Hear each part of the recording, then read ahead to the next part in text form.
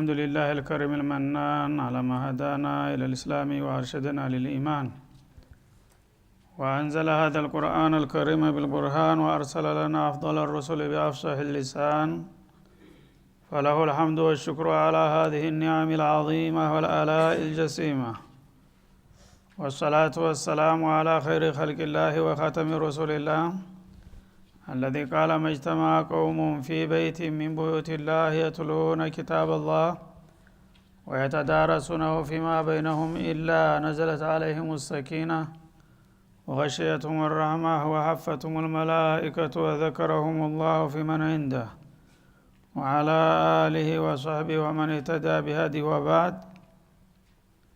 فقد وقفنا في الدرس الماضي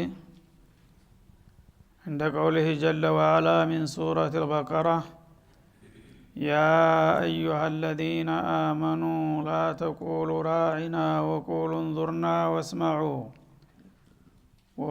انظرنا واسمعوا وللكافرين عذاب أليم. فلنبدأ من هناك. أعوذ بالله من الشيطان الرجيم. يا أيها الذين آمنوا لا تقولوا راعنا وقولوا انظرنا واسمعوا وللكافرين عذاب أليم.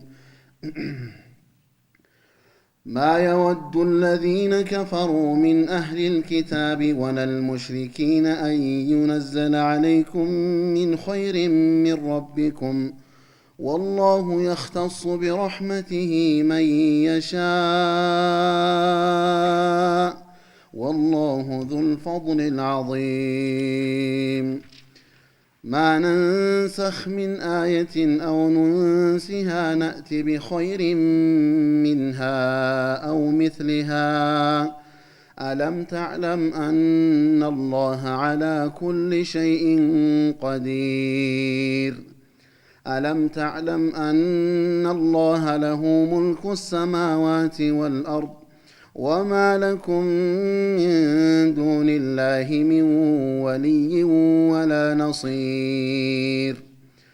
أم تريدون أن تسألوا رسولكم كما سئل موسى من قبل ومن يتبدل الكفر بالإيمان فقد ضل سواء السبيل.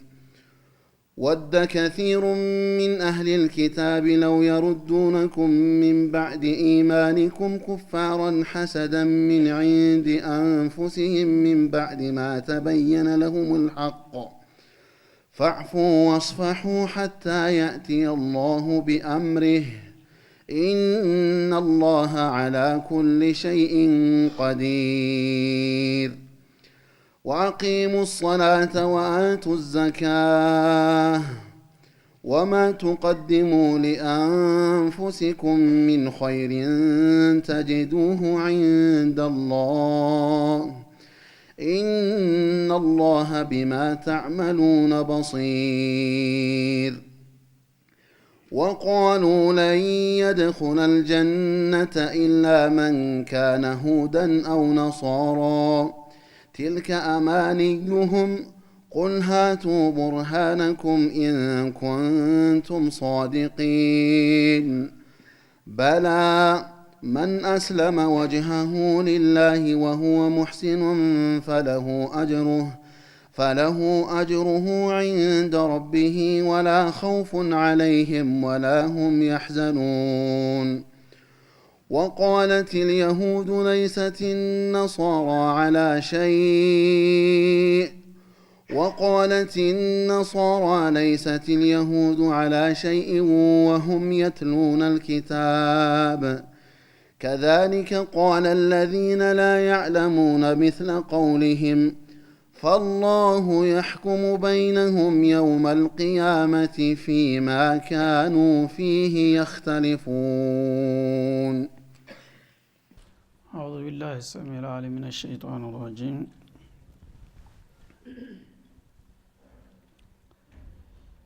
يوجه الله سبحانه وتعالى عباده المؤمنين وينبههم مكيدة أعدائهم አላህ Subhanahu Wa Ta'ala አንድ ቁም ነገር ሊያዝ ሲፈልግ ወይም ደግሞ አንድ መጥፎ ነገር ሊያስጠነቅቅ ሲሻ ያ አዩሃ الذين آمنوا የሚለውን መግቢያ ይጠቀማል። ስለዚህ አብዱላህ ኢብኑ መስዑድ اذا سمعت الله سبحانه وتعالى يقول يا ايها الذين آمنوا አርዒሃ ሰማክ ይህን ቃል በምትሰማ ጊዜ ከዚህ ቀጥሎ የሚመጣው ነገር ወይ የሚጠቅምህ ትእዛዝ ነው ወይም የሚጎዳህን አደጋ ሊያስጠነቅቅህ ነው። በመሆኑም ትኩረት ሰጥተህ ጆሮህን መለገት አለብህ ይሉ ነበር። እና ስለ ይሁዶች መኪዳ ስለ እነሱ ተንኮልና ሸር ነው እየቀጠለ በስፋት ሲነግረን የመጣው። አሁንም ከዛው ጋራ የተያያዘ ነው ሐሳቡ። ግን ሙስሊሞች ብዙ ጊዜ ገራገርነት የዋህነት ያጠቃቸዋል። ሰውን ያምናሉ፣ ተንኮለኛ ያለ አይመስላቸውምና እነዚህን ሰዎች እንደቀላል አተዋቸው። እንዳውም አንዳንድ ጊዜ የእነሱን ዜማ እናንተ ሳታውቁት ሊያስደግሟችሁ ይችላሉና ያ አዩሃ الذين آمنوا እናንተ በአላህ በጌታችሁ ያመናችሁና ነብዩን የተቀበላችሁ የሆናችሁት ወገኖች ሆይ ይላል። الإيمان هو التصديق الجازم። ኢማን ማለት እንደሚታወቀው ቁርጠኛ የሆነ መቀበል ነው። አንድ ነገር ሳያወላውሉ በሙሉ ልቦና ተቀበለ አመነ ይባላል። እና የሚያምኑት ያው ሙእሚኖች በኻሊቃቸው በራዚቃቸው በአላህ አልዓዘም ነው። ከዛም በመብቱ ነው። እንደገና بكل ما يجب به الإيمان أركان الإيمان እንደመነሻ ተደርገው بالله وملائكته وكتبه ورسله واليوم الآخر والقدر خيره وشره የሚለውን ሁሉ ያካትታል ማለት ነው። እነዚህን ሁሉ ቁም ነገሮች የተቀበላችሁና የህይወታችሁ መመሪያ ለማድረግ የተስማማችሁት ሆይ ይላል። ላ ተቁሉ ራዒና የሚለውን ቃል አትናገሩ ይላል። ራዒና የሚለው ቃል እናንተ እንደምታስቡትና እንደምታውቁት ሳይሆን ጥላቶቻችሁ ሌላ ትርጉም አስበው ነውና የሚጠቀሙት የነሱ መሳሪያ እንዳትሆኑ ይህችን ቃል አትናገሩ በማለት ያስጠነቅቃል። ወቁሉ እንዙርና ራዒና የሚለውን ቃል ከተከለከልን ይህን ሐሳብ ለማራመድ ሌላ መተኪያ ቃል ያስፈልገናል ካላችሁ ቁሉ እንዙርና የሚለውን ቃል መጠቀም ትችላላችሁ ይላል።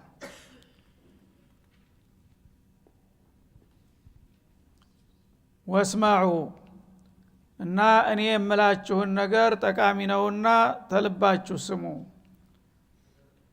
ደሞ ብሎ ቃላት መከልከልና መምረጥ እንዲያስፈልገ የሚል ነገር እንዳይሰማችሁ ይህንን የከለከልኳችሁ ለምን እንደሆነ እኔ ያውቃለሁኝና ዝም ብላችሁ ስሙ፣ የሚበጀውን ነው ምነግራችሁ ይላል። ወሊልካፊሪን አዛቡን አሊም የአላህን ምክርና ማስጠንቀቂያ የማይሰሙና የማይቀበሉ ለሆኑ ከሃዲዎች አሳማሚ የሆነ ቅጣት አለባቸው። እና ሙስሊምና ካፊር የሚለየው የአላህን ቃል በመቀበልና ባለመቀበል መሆኑን ባጭሩ ሲገልጸው ነው ማለት ነው። ሌሎቹ ካፊር የተባሉት አላህ የነገራቸውና የመከራቸውን ነገር አይጥማቸውም፣ አይዋጥላቸውም።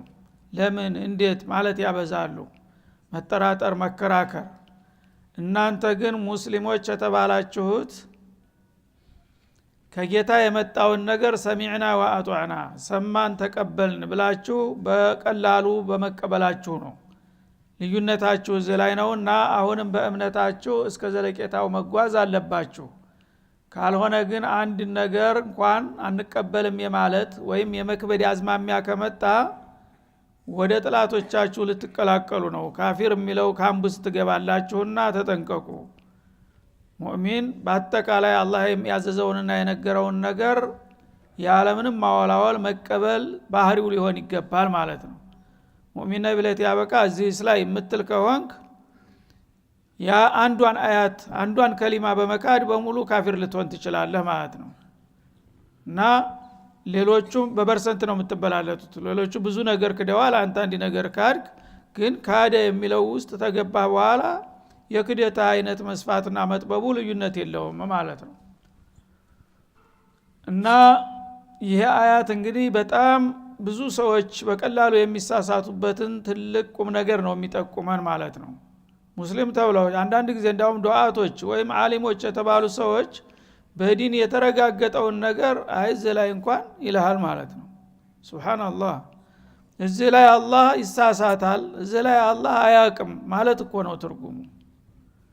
አላህ ያለውን ሰሚዕና ወአጡዕና ነው እንጂ አንድ ነገር ሊከብድህ አይገባም፣ ሊያከረሸርሽህ ማለት ነው። ይሄማ ከሆነ ሌሎቹን ተቀብያቸዋለህ የምትላቸውን አንቀጾች የተቀበልካቸው ለአንተ ለስሜትህ ስለተመቸህ ብቻ ነው ማለት ነው። የአላህ ፍቃድ አክብረህ አይደለም። የአላህን ፍቃድ አክብረህ ከሆነ ግን የምትቀንሰውና የምትቆራርሰው ነገር የለም፣ በሙሉ መቀበል ይኖርብሃል። ስለዚህ የኔን ትእዛዝና መመሪያ የማያከብሩና የማይቀበሉ የተቀበሉትና የካዱት ነገር በመጠኑ ቢለያይም ዙሮ ዙሮ ካፊር የሚለው ላይ ይገናኛሉና ካፊሮች ደግሞ ውጤታቸው አዛቡን አሊም ነው። ወደዛ እንዳትቀላቀሉ ጠንቀቅ በሉ ይላል አላህ Subhanahu Wa Ta'ala። እና ይሄንን እንግዲህ አያት የመጣበት ምክንያት አለ። ነብዩ አለይሂ ሰላቱ ወሰለም ያው መዲና ከወረዱ በኋላ ሶስት የተለያዩ ብሔረሰቦች አጋጥሟቸው። አንደኛው ያውሳቸው ጋራ ተመካ የሄደው ክፍል ሙሃጂር በመባል የሚታወቀው ስደተኞቹ ማለት ነው። ሁለተኛው በመዲና መሃል ከተማ የሚገኙ ሙሽሪኮል አረብ ነበሩ። ልክ እንደ መኮች ነው ባህላቸው። አውስና ኸዝረጅ በመባል ይታወቃሉ። ሁለት ብሔረሰቦች ናቸው። ሶስተኛውና አደገኛው ደግሞ ከውጭ ሀገር ቀደም ብሎ ፈልሶ መጥቶ በመዲና ዙሪያ የሰፈረ ይሁዲ የሚባል ነገር። ይሁዲው እንደገና ለሶስት ብሔረሰብ ይከፈላል። አውስና ነዲርና በኒ ነዲር፣ በኒ ቁረይዛ፣ በኒ ቀይኑቃ በመባል ይታወቁ ነበረ ማለት ነው። እና በመሃል ከተማ ይኖሩ የነበሩትና ባላባቶች የሚባሉት አውስና ኸዝረጅ አላህ ወፈቃቸውና ልክ ነብዩ እንደሄዱላቸው በቀጥታ በአንድ ጊዜ ብለው ተቀበሉና አንሷሩላህ ተባሉ ማለት ነው። ይሁዶቹ በመሰረቱ ከሻምና ከፈለስጢም ሀገር ፈልሰው የመጡት ይህ ነብይ እዛ ቦታ ነው የሚገኘው ማለትን ተውራት ትንቢት ነግሯቸው ነበር። ያን ሊቀበሉና ሊጠቀሙ ነበር የመጡት ማለት ነው። ኋላ ግን የነሱ ዘር አለመሆኑን ሲያውቁ በዘረኝነት እንደገና ይህ አይደለም ይመጣል ተብሎ የተነገረለት ሰው የሚል ተንኮል ፈጠሩና ላለመቀበል ምክንያት መደርደር ጀመሩ ማለት ነው። ይሁን ግድ የለም መቀበል አለመቀበል የራሳችሁ ምርጫ ነው አሉ ረሱል አለይሂ ሰላቱ ወሰለም። እርግጥ እኔ መምጣቴን ከማንኛውም ህዝብ የበለጠ እናንተ ናችሁ የምታውቁት፣ እዚህም የመጣችሁት በዚሁ ጉዳይ እንደሆነ አውቃለሁኝ። ግን አሁን አንተ አይደለም ሌላ ነው ይመጣል የምትሉም ከሆነ ይሁንላችሁ፣ ጠብቁ ፈለጋችሁት ጊዜ ድረስ። ግን እንደ ሙዋጢን እንደ ኗሪ አንድ ሀገር እንግዲህ አጋጣሚ ሆኖ ከተገናኘን በዜግነት አንድ ሀገር ሰዎች ሆነናል። ካሁን በኋላ በዚች ክልል የሚኖሩ ሰዎች የተለያየ ስርዓት ሊኖራቸው አይገባምና ስልጣኑን እስከያዝኩኝ ድረስ በሙዋጢንነት በዜግነት ተቻችለን እንኖራለን አሉ ረሱል አለይሂ ሰላም። ግድመኑ አላችሁም ላኢክራሃ ፊዲን፣ በሃይማኖት ሰው ታልተዋጠለት እመን ተብሎ አይገደድም። ግን አንድ ሀገር ኗሪ ከሆነሳ ለጋራ ጥቅም ሲባል ለጋራ ዜግነት ሲባል ተቻችሎ መኖር ያለ ነገር ነውና በዛ መልክ እንግዲህ ተቻችለን እንኖራለን፣ አጠቃላይ ለሁላችንም ጥቅም ይበጀናልና ይሄ አንሷር ነው ይሄ ሙሃጅር ነው ይሄ ይሁዲ ነው ሳይባል በዛ ሀገር የሚገኙ ህዝቦች አንድ ኡመት ይሁኑና አንድ የጋራ መርህ ይኑረን ብለው ስብሰባ አድርገው አስረዷቸው። ያኔ እነሱም ቢማለቱ ደግሞ ሌላ ችግር ያመጣብናል ብለው ስለፈሩ ያው ነብዩና አንሷሮቹ በጣም በዝተዋል እና ይሻሉ ለማዘናጋት ያለ ጊዜው ማለት ነው። ተስማምተናል፣ ሃይማኖትን በግድ ተቀበሉ ካላላችሁን እንደ ዜጋ አብረን ተቻችለን መኖር እንችላለን በሚሏቸው ጊዜ እንግዲያውስ ያው ስርዓት ሃይማኖታችሁን እንደፈለጋችሁ እንደለመዳችሁ መቀጠል ትችላላችሁ፣ የራሳችሁን ሃይማኖት ማስተማር ትችላላችሁ፣ መስበክ ትችላላችሁ ጸሎታችሁ እንደለመዳችሁ መቀጠል ትችላላችሁ በጋራ ጉዳይ ግን አገርን የሚጎዳ ነገር ከመጣ አንድ ሆነን እንቆማለን የውጭ ጥላትም ከመጣብን በአንድ እንከላከላለን አገራችንን እና ከማንኛውም ውጭ ወገን ጋራ መወገንና ከሌላ ጋር መመሳጠር አይፈቀድም በዚህ ተስማማላችሁ ሲሏቸው አሁን እንስማማለን ብለው ፈረሙ እንዳውም ሻርት ማለት ነው ተፈራርመው ተስማምተናል ብለው ቁጭ አሉ ከዛ በኋላ እንዲሁ እያደቡ ውስጡን ከሌላ ከውጭ አገር ጋር መኮች ጋራ እየተላላኩ ስራቸውን ቀጠሉ ማለት ነው አይታወቅብንም መስሏቸው አላህ ግን ለነብዩ ይነግራቸዋል ለተለት የሚሰሩትና የሚናገሩትን ነገር ማለት ነው አሁንም ያስጠነቅቋቸዋል ተው እንደዚህ ነገር ተንኮል አያዋጣችሁም ይሏቸዋል ኋላ ትንሽ ቆይቶ ከመኮች ጋራ ያለው ሁኔታ አላህ ልባዝ ሊሰጠው ፈልጎ በበድር ዘመቻ አይመቱ ምት በሚመቱበት ጊዜ መኮች ተደናገጡ ይሁዶቹ ማለት ነው ምክንያቱም አይሳካለትም በቀላል ይወድቃል ብለው ነበር ያሰቡት መኮችን ሲያስተነፍሱ ካሁን በኋላ ሁለተኛው ዙር የኛ ነው ዱላው የሚል ተሰማቸውና ለመሽቀዳደም የበለጠ ተንኮላቸውን ማጠናከርና ከመኮች ጋራ መላላክ ጀመሩ በሰፊው አሁንም ማስጠነቀቋቸው ከዛ በኋላ እዚህ ያለውን ህብረተሰብ ራሱ ለመቦርቦርና ለማሳሳት የተለያዩ ተንኮሎችን ደግሞ መፍጠር ጀመሩ ማለት ነው በቃላት ደረጃ ሳይቀር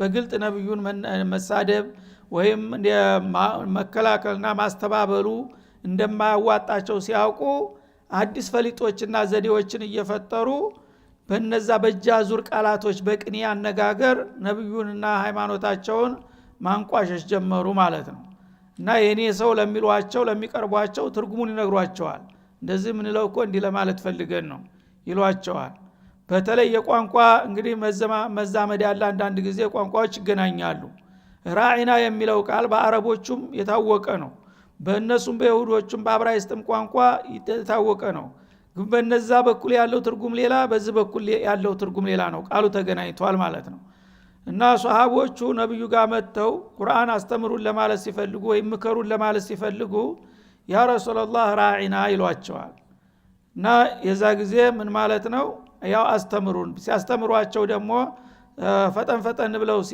ሲያስተምሯቸው ያለፈውን እኮ አላጠናውትም ቀስ ይበሉ እስቲፋታ ይስጡኝ ለማለት ራዒና ይላሉ ማለት ነው እና ቀስበል ይሄኛውን በደንብ ላብስለው ለማለት አትደራርብቢ ለማለት ራዒና ይላሉ ያክብሮት አነጋገርናት ትንሽ ፋታ ስጠኝ እንደሚባለው ማለት ነው ይችን ሲሰሙና ጅሬ በእነሱ ቋንቋ ደግሞ ሌላ ትርጉም አላት ይችማ ካለች በዚህ ቀዳዳ ገብተን እኛም የልባችን መናገር አለብን አሉና ውይይትና ጥያቄ አለን እያሉ መምጣት ጀመሩ ማለት ነው ሪፋዕ ኢብኑ ዘይድ የሚባል መልቲ ኸኻም ነበረ እሱ በተለይ በየጊዜው ጥያቄ አለኝ እያለ ነብዩን እየመጣ ያናግራቸዋል እሳቸው ደግሞ ምናምን ሊያምን ፈልጎ ይሆናል እያሉ ሁሉ ጊዜ ድል ይሰጡታል ማለት ነው መጥቶ አጠገባቸው ይቀመጥና ያበልቃሲም ራዒና ይላል ራዒና ባይናቸው እየተጠቃቀሱ ግን ይስቃሉ የሱ ወገኖች ከዳር ያሉት ማለት ነው እና ይህ ጊዜ ጥርጣሬ ተሰማቸው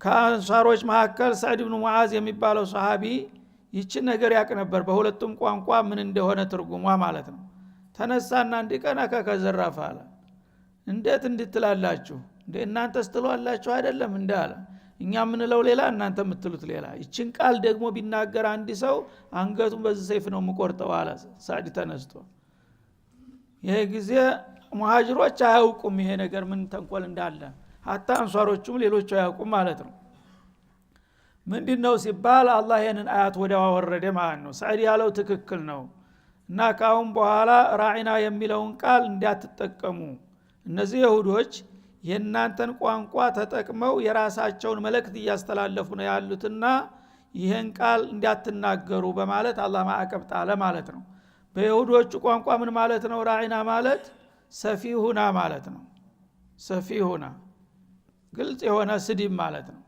አንተ ቂሉ ሰውዬ ጂሉ ሰውዬ ማለት ነው ሱብሃንአላህ በእነዚህኞቹ በአረቦቹ ደግሞ ቋንቋ ራዒና ማለት ፋታይስቱን ቀስበሉ ማለት ነው አሁን ራዒና አትበሉ በሚባልበት ጊዜ አንሷሮች ራሳቸው ግራ ገባቸው እንደ ቋንቋ ነው ምን አለበት እንዴት ይከለክለናል ማለት ሲሰማቸው እስማዑ አለ አላህ ዝም ብለህ ስማ አልገባህም ነገሩ ቀስ ብለህ ትረዳዋለህ ይላል ማለት ነው። እና እናንተ በር ከፍታችሁ ለሰዳቢ ሰጣችሁት ነብዩን ለስድብ አሳልፋችሁ የሰጣችሁት ይሄን ቃል በመጠቀም ነው። አረበኛ ቋንቋ ሰፊ ነው አማራጭ አለው እና በዛ ፈንታ እንዙርና ለምን አትልም በግልጽ እንተዚርና ለማለት ፋታስጠይ ለማለት አይደል የምትፈልገው እንዙርና ብትል ይተካዋል ያንን በማለት እስታማራጩ መፍትሄውንም ጭምር ሰጣቸው ማለት ነው። ስለዚህ እንዲህ አይነት አጠራጣሪና አንድ አማካይ የሆኑ ቃላቶች ብዙ ጊዜ ለተንኮለኞች መግቢያ ይሆናሉ ማለት ነው። እና እንዴት ቋንቋ ደግሞ ይሄን ተናገሩ አትናገሩ እያለ ሃይማኖት ይደነግጋል የሚል ስሜት እንዳያሳድርባቸው ለምን እንደከለከላቸው አላህ Subhanahu Wa Ta'ala ምስጥሩን ነገራቸው። እናንተ ለአክብሮት ነብዩን ጠብቁን ፋታ ስጡን ቆየኛውን ላብስለውና እንደገና ይጨምሩልኛል ለማለት ነው።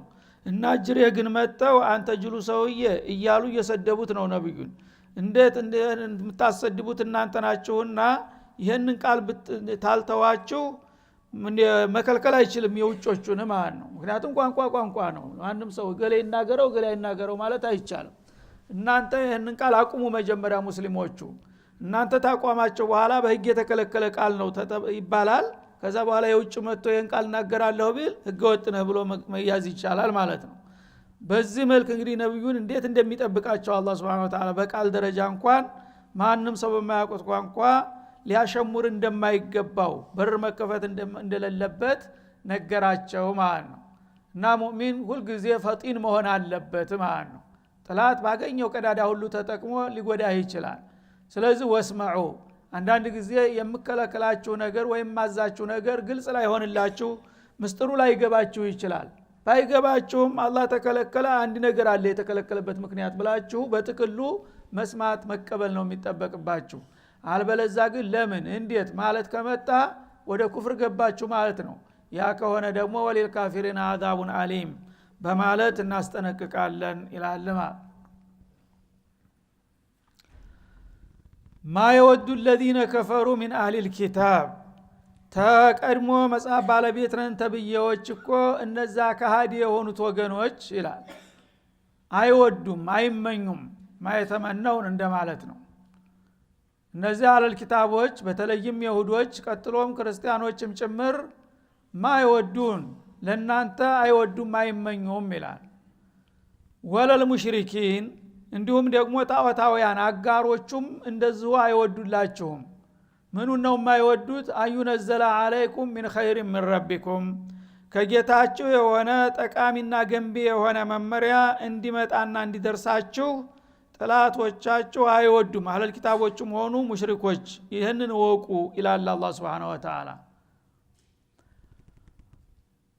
አዩነዘለ አለይኩም ሚን ኸይር ሚን ረቢኩም ኸይሩን ሚን ረቢኩም እንደማለት ነው። ሚን ለተእኪር ነው የመጣቸው እና አህለል ኪታብም ይሁን ሙሽሪኩልም ይሁን ተሙስሊም ውጭ የሆነ ወገን ለሙስሊሞች ይህን የመሰለ ወርቃማ ዲል እንዲደርሳቸው አይወዱምና አይፈቅዱም።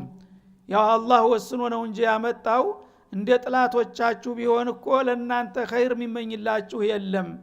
ይሁዶችም ብትሉ ነሳራዎችም ብትሉ ሙሽሪኩ ጣዖታውያንም ብትሉ ሁላቸውም እነሱ ያላገኙትን እድል እናንተ እንድታገኙ አይወዱምና አይፈቅዱም። ይሄንን ወቁ ይላቸዋል ማለት ነው።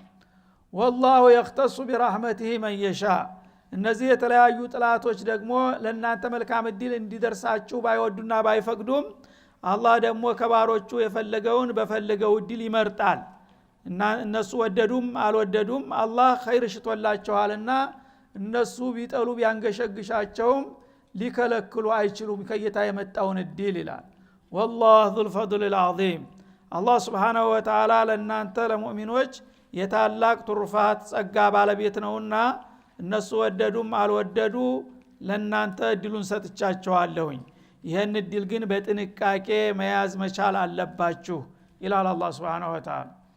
هذا وصلى الله وسلم على النبي ቀጣውን በሚቀጥለው እንመለስበታለን።